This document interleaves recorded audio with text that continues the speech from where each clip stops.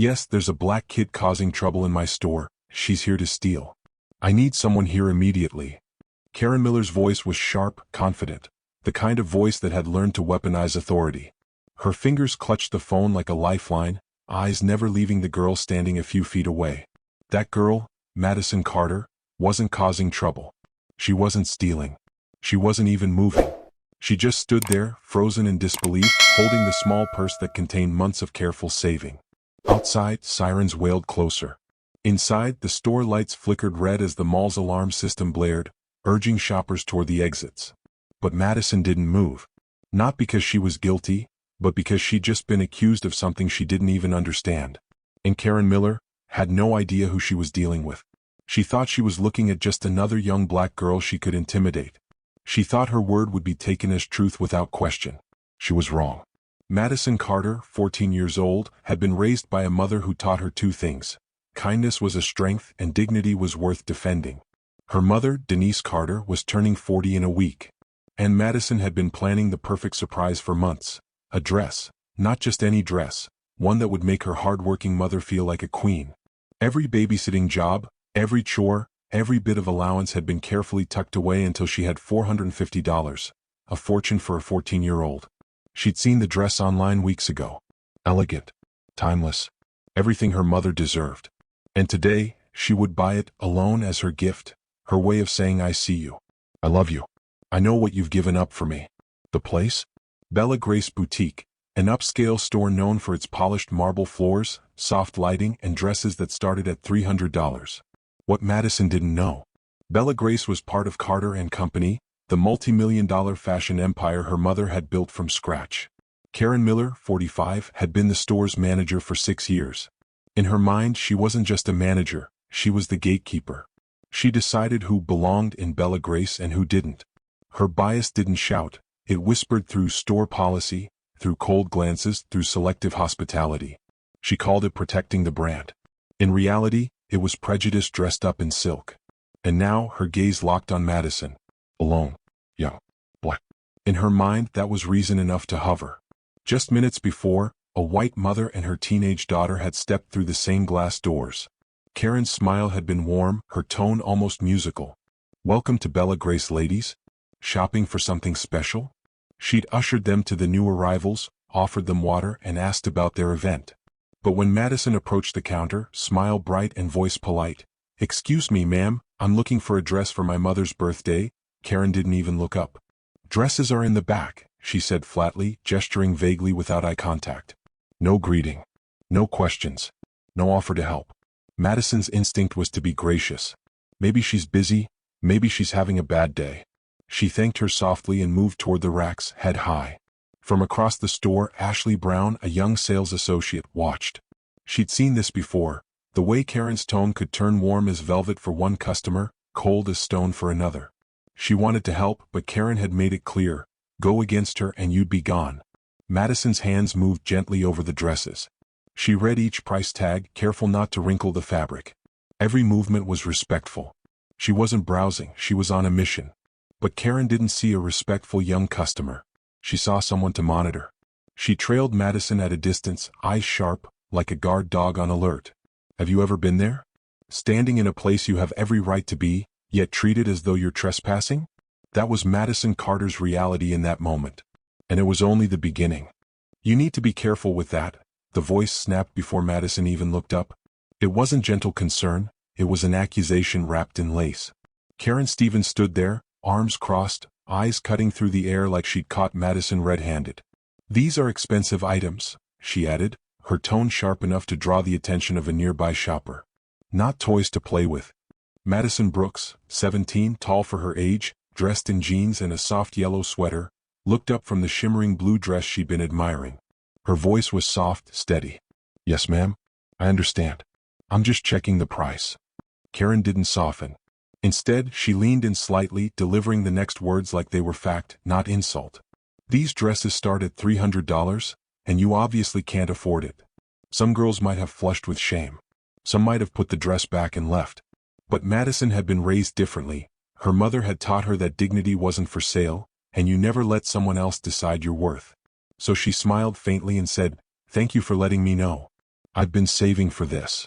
The disbelief on Karen's face was almost comical. Her brows arched high, her lips curled. She walked away muttering something Madison couldn't quite catch. And for the next 20 minutes, the pattern repeated.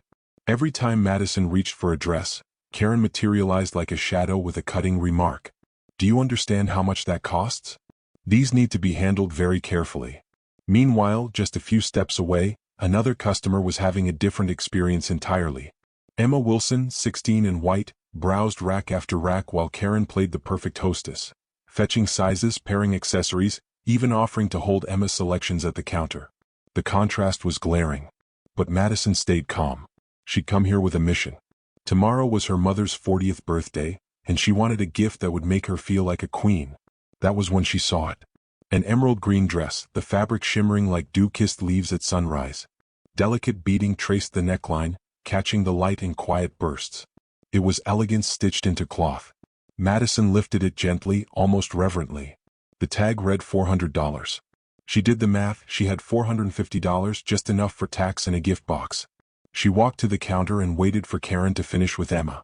When her turn came, she placed the dress over her arm and said politely, "I'd like to try this on, please." Karen's smile vanished like it had never existed. She looked at the dress, then at Madison, her voice slowing as though speaking to someone who couldn't quite grasp her words.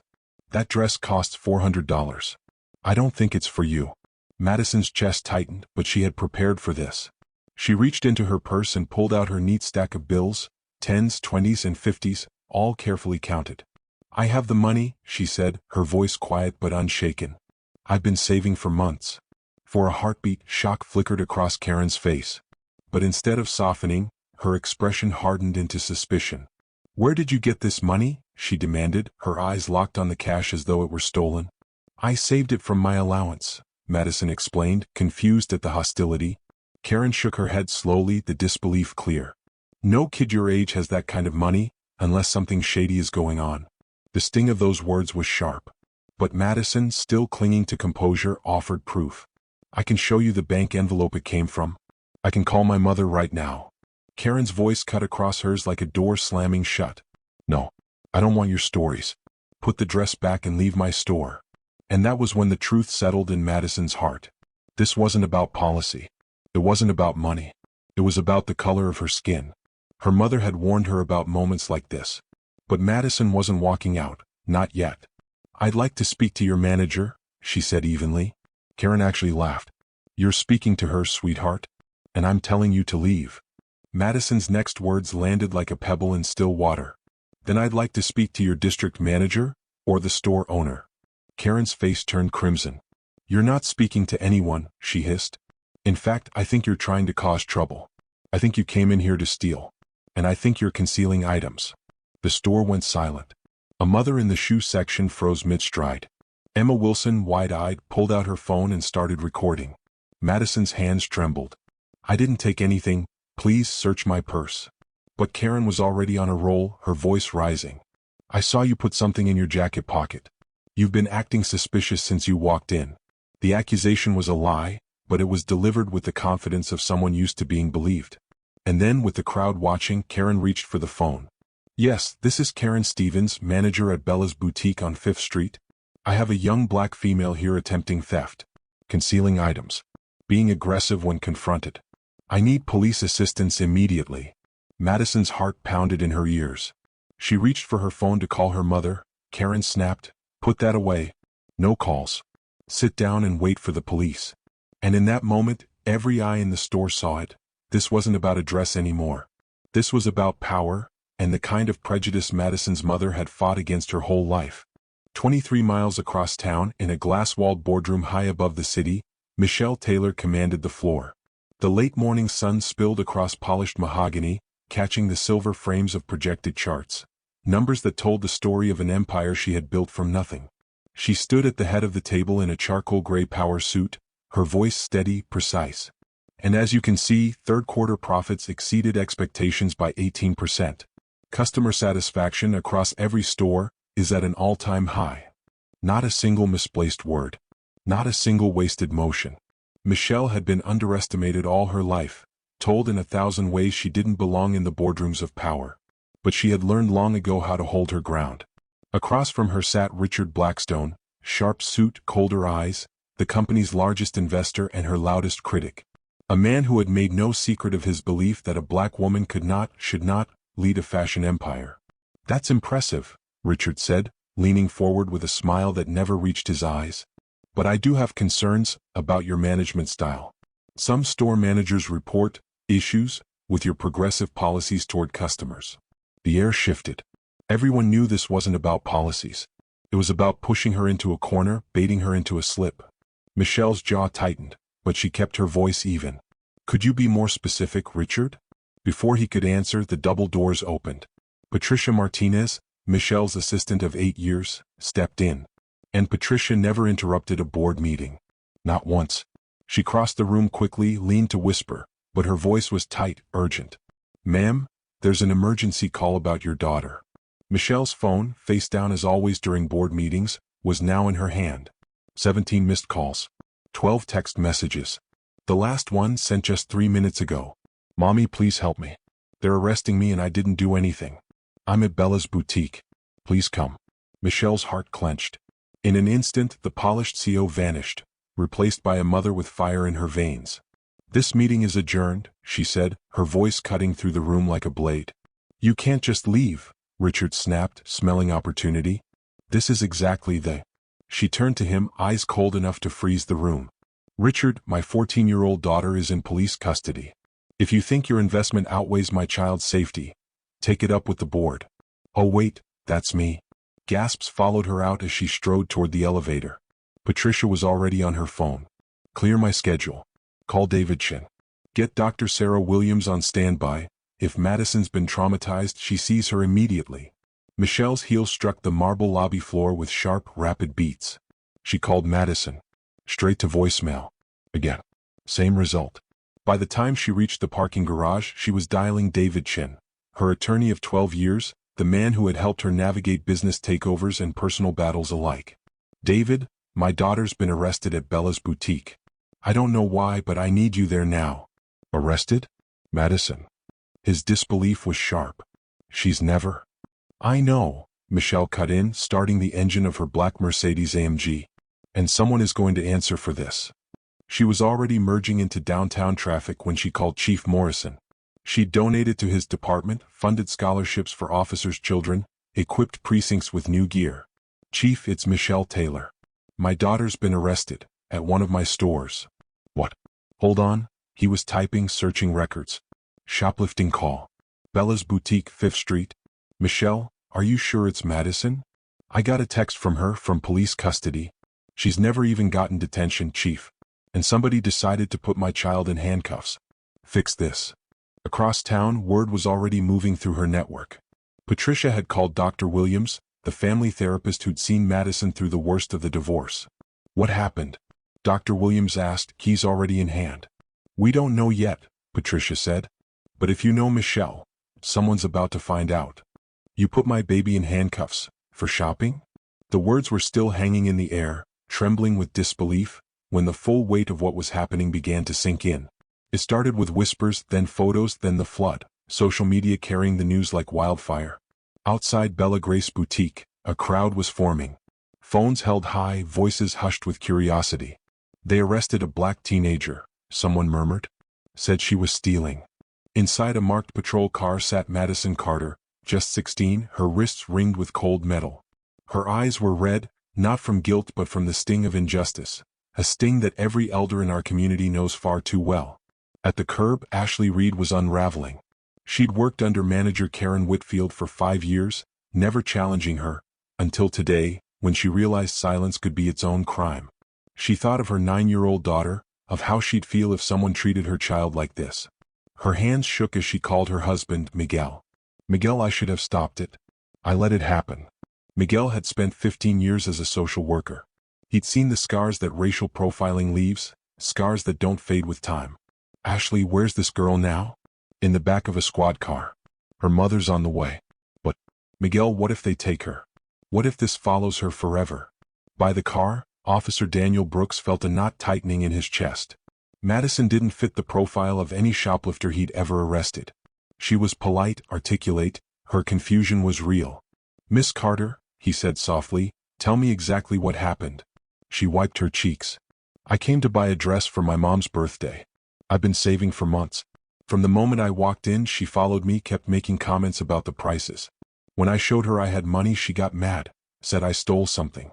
I even told her she could search my purse. Brooks frowned. Something didn't add up. He stepped aside as his radio crackled. Unit 47, this is Chief Morrison. Call me immediately about the juvenile in custody. The chief never inserted himself into routine cases. Brooks' stomach dropped. Chief, this is Brooks. You wanted me to call? What in God's name is going on over there? I just got a call from Elaine Carter. Brooks blinked. Sir, I don't. Elaine Carter, CEO of Carter Lux International. Friend of the mayor. One of the most powerful women in this city. And you've got her daughter in cuffs. Brooks felt the air leave his lungs. What proof do you have? The store manager says she saw her conceal merchandise. Do you have it? In your hands? Did you find anything? No, sir. I was waiting for a female officer before. Stop. Do not search her. Do not touch her. I'm on my way. And Brooks, start praying you didn't just end your career. The line went dead. Across town, Elaine Carter's black Mercedes cut through traffic like a blade. She'd already called her brother, Judge Richard Carter, and her sister-in-law Denise, a senior counsel for the NAACP. They arrested Madison. Elaine's voice trembled with fury. Some store manager decided my baby didn't belong. Richard's voice was steel. I'm going to the store right now. Don't do anything rash. Let me handle the legal end. Elaine had also called Dr. Angela Morris, her business partner and Madison's honorary aunt. Meet me at Bella Grace. If Madison's been traumatized, I want her examined immediately. Angela was already in her car. I'm on my way. Elaine had built an empire from nothing, fought boardrooms thick with prejudice, stared down investors who thought they could dismiss her.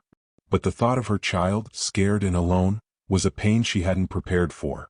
She gripped the wheel tighter, her mind already calculating the cost, because this wasn't just about Madison anymore.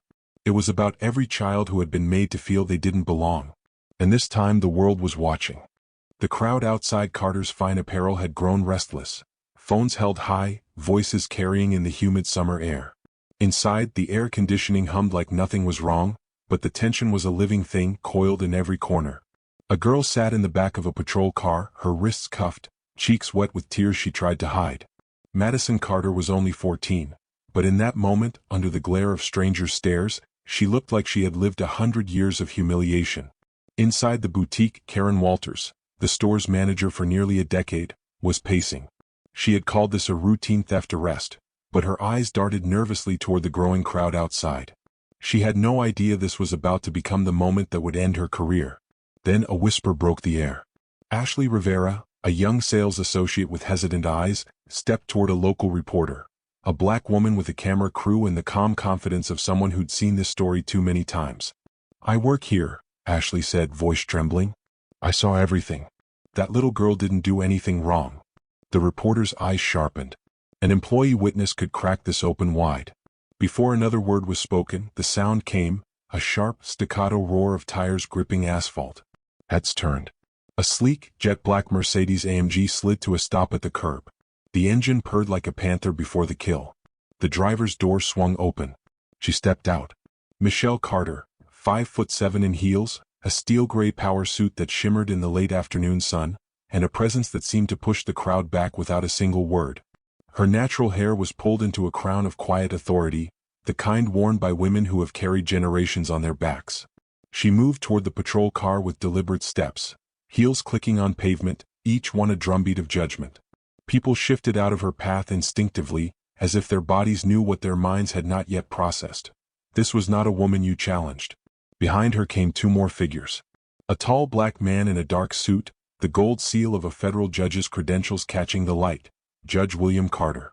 And beside him, Dr. Angela Hayes, her white medical coat fluttering slightly, a worn leather bag swinging at her side. Karen froze mid-stride. She'd never seen the owner of the luxury retail chain in person, and she didn't yet realize she was looking at the one woman with the power to end her entire career before the day was over. Officer Jameson, the patrolman assigned to the arrest, glanced up as Michelle approached. Something in his posture shifted. He straightened, but it wasn't respect. It was the unease of a man sensing the ground shifting beneath him. Michelle stopped just 10 feet from the patrol car, her voice cutting the air clean in two. "Remove those handcuffs from my daughter. Now." No shouting. No theatrics. Just authority, pure and unshakable. The officer hesitated. Madison's head lifted, her tears replaced by a glimmer of relief. Karen stepped forward then, her voice thick with the arrogance of someone who had held power over others for far too long. "Your daughter is a thief," she said. "And in my store, thieves face consequences." Michelle's gaze locked on Karen's face, calm, unwavering, the way a surgeon studies an incision before the first cut. "My store?" she repeated softly, each word heavy as iron. Judge Carter's voice followed, deep and deliberate. "I'm a federal judge. What evidence do you have against this child?" Karen lifted her chin, still blind to the danger she was courting. "I decide who belongs here. And she doesn't." The words hung in the air like a noose. Michelle stepped closer, her eyes never leaving Karen's. Then she reached into her purse, withdrew her license and a single ivory business card, and placed them in Officer Jameson's hands. He read the name. And the color drained from his face. Michelle Carter. Chief Executive Officer, Carter Luxury Group. The company that owned this boutique. And though Karen Walters didn't yet understand it, her future. "This seat isn't yours." The words didn't come as a shout, but as something far sharper, a whisper that cut deeper than a scream. They slid across the air, slicing through the soft hum of the boarding gate like the edge of cold steel through glass. James Wilson froze. His boarding pass, crumpled slightly at the edges from being checked 3 separate times, rested in his hand. The bold letters on it read First Class, Seat 1A. But the flight attendant standing before him, a woman in her early 40s with a name tag that read Rebecca Turner, looked at him as if the ink on his ticket had been a mistake, or worse, a joke. Passengers nearby paused their conversations. You could feel their eyes flickering back and forth, from James to Rebecca, Rebecca to James, as if watching a scene in which they weren't sure of their role. I believe it is," James said evenly, his voice steady but low. "That's my seat number." Rebecca's lips curled just slightly. It wasn't a smile, more like the shadow of one. "Sir, first-class passengers are already seated. You may want to check again, perhaps you're in Comfort Plus." It was not the words but the way she said them. The kind of tone James had heard before, in bus stations in the South during the early 1960s, in hotel lobbies that carried the scent of fresh paint covering up older sins. A tone that said you don't belong here. A younger man sitting 2 rows back, leaned to whisper to his companion, not quietly enough. "Guess he wandered up here by mistake." James heard him, but he didn't flinch. Inside, though, an old memory stirred, his father's voice on a March afternoon in 1965 telling him, "They will always try to move you to the back. Your job is to stay in your seat." He raised his ticket so Rebecca could see it clearly. She glanced at it for the briefest of moments, then shook her head, as if the paper in his hand didn't matter as much as the story she had already decided about him. "I'll need to speak with my supervisor," she said briskly, turning away before he could answer. Around him, conversations picked up again, but now they were tinged with the faint electric crackle of gossip. James could almost hear the questions in their voices. Who is he? What's he doing here? He looked toward the wide windows of the terminal. Beyond them, the morning sun touched the plane's silver fuselage, making it gleam like something holy. And yet, here in the boarding lane the air felt tight, almost suffocating. A young gate agent, barely out of college by the look of him, approached hesitantly. "Sir, would you mind stepping aside while we clear this up?" There it was. The polite push. The request dressed in courtesy, meant to guide you away from the places you were never meant to stand. James nodded slowly, not because he accepted the premise, but because he knew something they didn't. This wasn't the first time someone had tried to move him from his rightful place. It wouldn't be the last. But the outcome today would be different.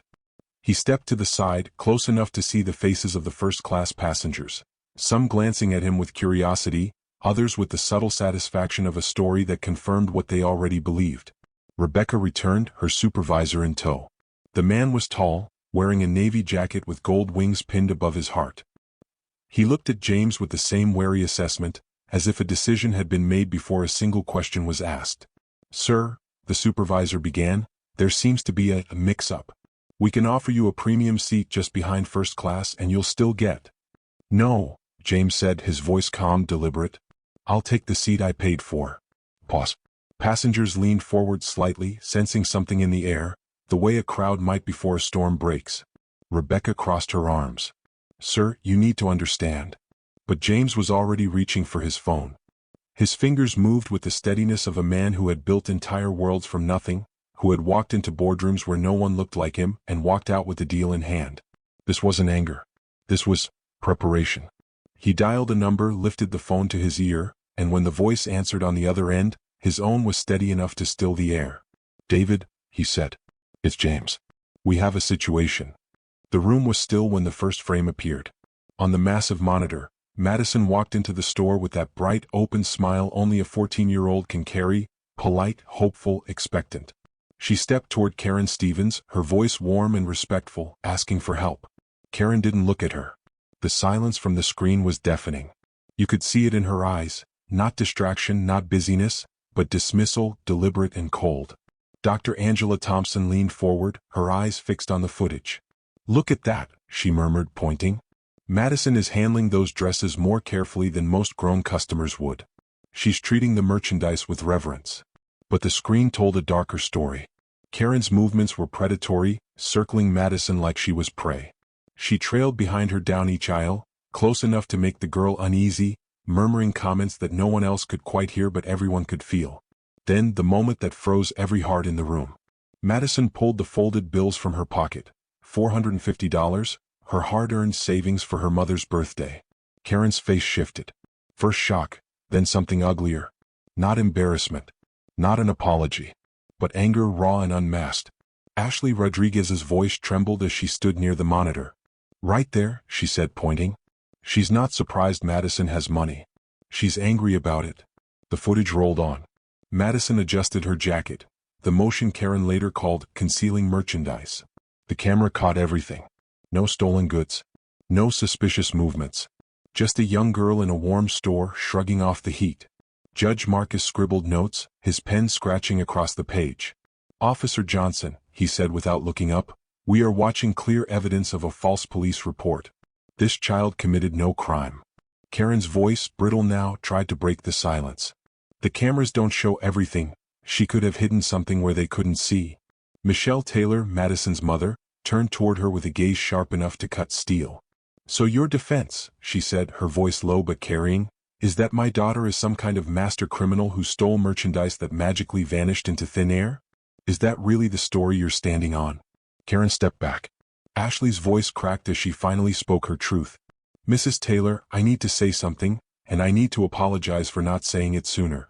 She reached into her bag and pulled out her phone. "I recorded what I saw, because I knew it was wrong. But I was scared for my job."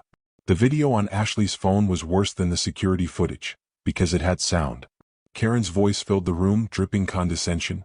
"You don't belong here." You could hear Madison's soft, respectful replies, each one ignored or batted away.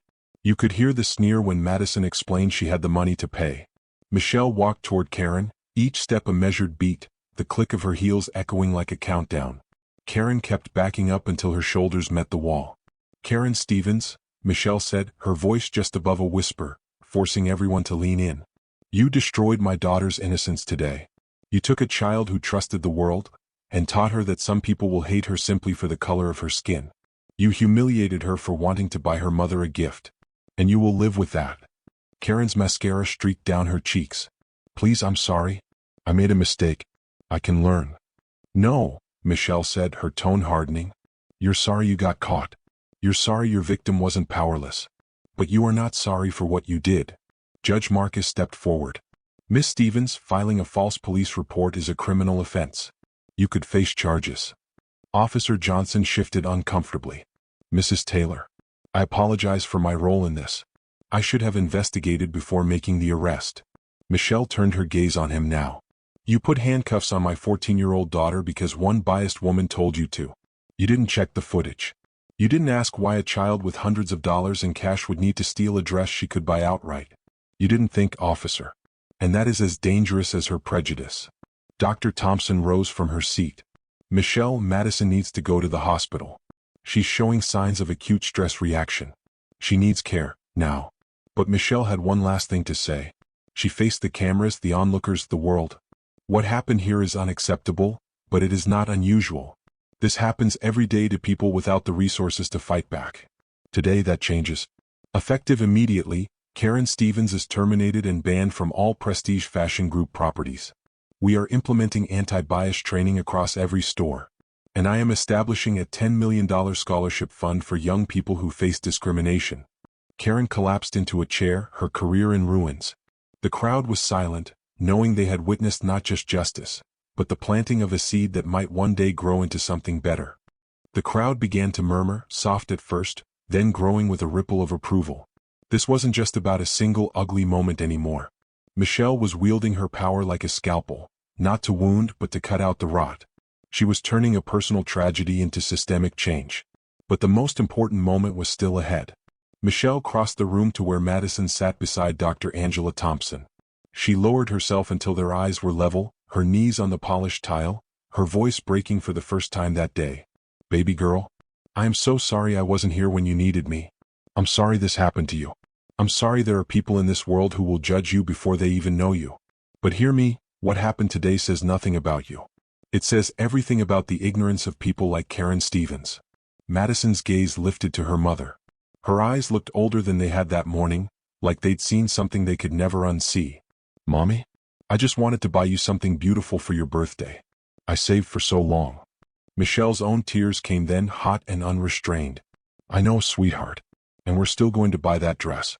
We'll buy that dress and 3 more if we want to. Because you deserve to shop anywhere you choose without fear." Dr. Thompson finished her preliminary check. "Physically, Madison's fine. But I strongly recommend counseling. What she experienced today is a form of psychological abuse." "Already arranged," Michelle said. "Dr. Sarah Williams will meet us at the hospital."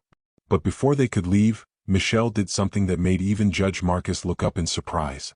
"Madison," she said softly, "I want us to walk back into that store. Together. I want you to choose the dress you came for, and I want Ashley to help us." Judge Marcus frowned. "Michelle, are you sure?" Madison's had enough for one day. But Madison spoke for herself. "Uncle Marcus, I don't want that lady to win. I don't want to be afraid to shop anymore." And so, with Ashley Rodriguez now in charge, they returned to Bella's boutique. This time the air felt different. Ashley met them at the door with warmth that was real, not forced. "Mrs. Taylor. Madison. Welcome back. I understand you're looking for a special dress for your mother's birthday." Madison nodded, staying close to Michelle but holding herself with quiet strength. "Yes, ma'am. I want something that will make her feel beautiful." Ashley's eyes shimmered. "Let's find you the perfect one." For the next hour, the store became what it should have been all along, a place of possibility.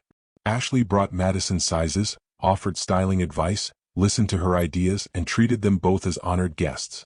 Madison found the emerald green dress she'd wanted from the start. Michelle insisted they take 3 more, not out of need but to reclaim the joy that had been stolen. At the register, Ashley rang them up with care. "Your mother is lucky to have a daughter like you, Madison. That dress is going to look stunning on her." Michelle watched her daughter's shoulders ease, watched the spark return to her eyes. The laughter, the smiles, the easy conversation, this was how shopping should feel. Safe, joyful, empowering. By evening, the story was everywhere. Justice for Madison trended across the country, uniting thousands who had felt the sting of the same prejudice. And Michelle, never one to waste a platform, used the moment to announce sweeping changes across every Prestige Fashion Group store. Mandatory bias training for all employees, a zero-tolerance discrimination policy, and the start of a $10 million scholarship fund for young people facing systemic bias. The reforms came fast and without compromise. Training would be mandatory for every employee. A diverse hiring initiative would ensure that store teams reflected the communities they served. Customer equality policies would be posted in every location, not as fine print, but in bold letters where no one could miss them, and anyone who broke those rules would face real consequences. Most importantly, Michelle established the Madison Taylor Foundation, a $10 million scholarship fund dedicated to young people who had faced discrimination. It would open doors for students often overlooked or underestimated because of their race, ethnicity, or economic background. Education, mentorship, opportunity. The foundation would make sure no child's potential was stolen by bias. 3 weeks later, Michelle Taylor turned 40 surrounded by family, friends, and colleagues. The room glowed with candlelight and music, but the brightest thing in the space was the emerald green dress Madison had chosen for her, the same dress that had sparked a fight for justice. When it came time for speeches, Michelle stood, tears already glimmering. 3 weeks ago, she began, my daughter Madison faced one of the ugliest forms of discrimination still alive in our society. She was shopping for a birthday dress for me when a store manager decided that the color of her skin made her a criminal. She was arrested, handcuffed, traumatized, for the crime of shopping while black. The room fell silent, every eye fixed on her. But what that store manager didn't know, Michelle continued, her voice steady now, was that she wasn't just targeting any child, she was targeting my child. And what she really didn't know was that her victim had more courage, grace, and dignity than she could ever hope to possess. Michelle turned toward Madison, seated at the head table, her face lit with pride. Madison, you showed me something I'll never forget. When the world was cruel to you, you didn't return cruelty. When someone tried to make you feel small, you stood tall. When injustice tried to crush your spirit, you fought back with truth and integrity. You inspired me to use my voice and my resources so no other child will ever have to endure what you endured. Applause roared, but Michelle wasn't finished. She touched the fabric of her dress. This isn't just a beautiful gown. It's a symbol. It represents a daughter's love for her mother, a child's resilience in the face of hatred, and the power we all have to choose love over fear, justice over prejudice, and action over silence. Tonight, I raise my glass to Madison Taylor, who at just 14 taught her mother and everyone in this room that change begins with the courage to speak up. Every child deserves to dream, to shop, to simply exist without fear. The standing ovation lasted 5 minutes. Guests wiped their eyes. Madison rose and wrapped her mother in a hug, their bond now stronger than ever. 6 months later, Bella's boutique reopened after months of renovations and staff retraining. The grand reopening drew community leaders, civil rights activists, and families from every walk of life. Michelle and Madison cut the ribbon together, not just opening a store but marking a new chapter in the fight against retail discrimination. Karen Stevens never worked in retail again. Officer Johnson completed additional bias and investigative training. But the bigger victory was Madison herself, a young woman now certain that her voice mattered, that injustice could be fought, and that silence was never the answer. The emerald green dress, the one Madison had chosen for her mother's birthday, became a symbol. Love over hate, courage over fear. The unbreakable bond between a mother and daughter who changed the world because they refused to accept prejudice as normal. And because of their courage, thousands of children would grow up with something priceless. The chance to dream, to shop, and to live without fear.